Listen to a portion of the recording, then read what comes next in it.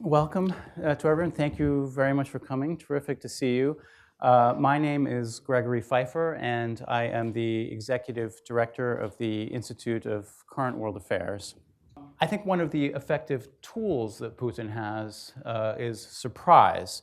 I think that Western observers tend to characterize Putin's motives as really trying to restore Russia's greatness.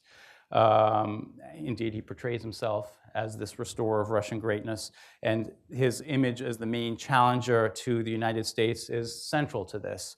And this is very important for galvanizing a population that lives under a corrupt authoritarian regime.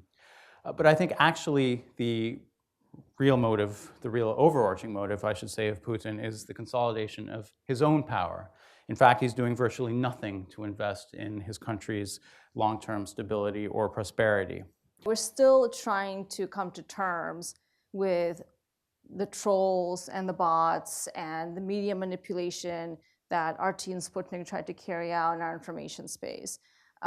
We're not really looking ahead to try to predict some of the emerging threats that will come at us in the very, very near term as technology advances, right?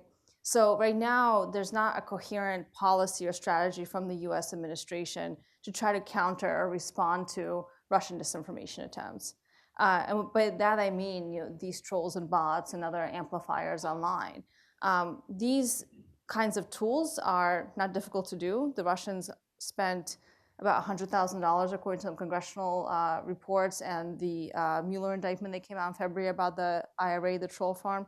That's almost nothing. There's an old saying, generals always fight the last war and are unprepared to fight the next war.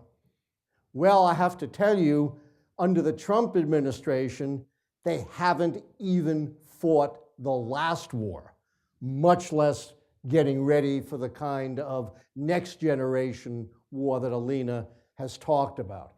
Donald Trump has made one of his biggest points.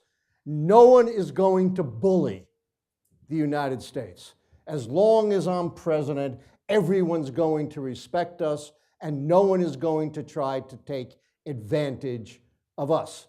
Well, as we know, Russia has been unabashed in taking advantage of the United States to the point of essentially rigging an American election. And there's going to be a lot more to come about that from the Mueller investigation, as Alina points out, undermine our democracy and turn Americans against one another and turn America against our allies. In that sense, no matter what happens from here on in, Putin has won. He has pulled off the biggest intelligence coup probably in the history of the world. That I remember when Republicans were the ones who were terrified about what it is that the communists were going to do and demanded of the President of the United States, Republican or Democratic, that we have to do something very strong and be powerful because the Russians are going to come in and take our kitchen. And what do we have right now? The Republicans are in bed, pusillanimously in bed with the White House on conveying an impression that everything that you just heard right now is simply probably not true, probably the work of fake media, probably a political stunt. And the Democrats are the ones who are picking up the old Republican theme. It's a flip.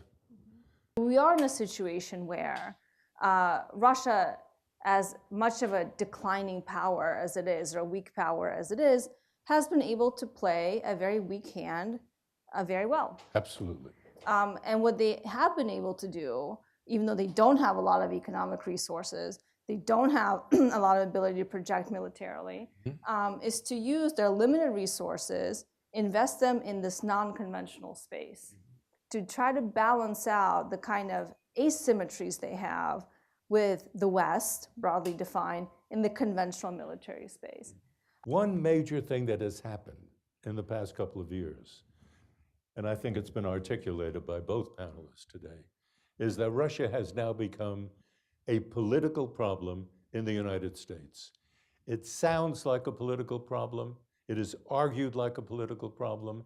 And that means, because we live in a highly political state, very polarized, where Russia sits is terribly important in the way in which legislation will get passed, in the way in which budgets will get passed, in the way in which the president will take a position on any number of foreign policy issues.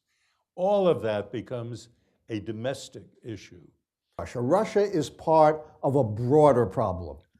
And Marvin really put his finger on it, and that is the fundamental corruption of our democracy, the attack on the judiciary, the attack on the free press, and the corruption we see up and down this administration, from Michael Cohen to Scott Pruitt.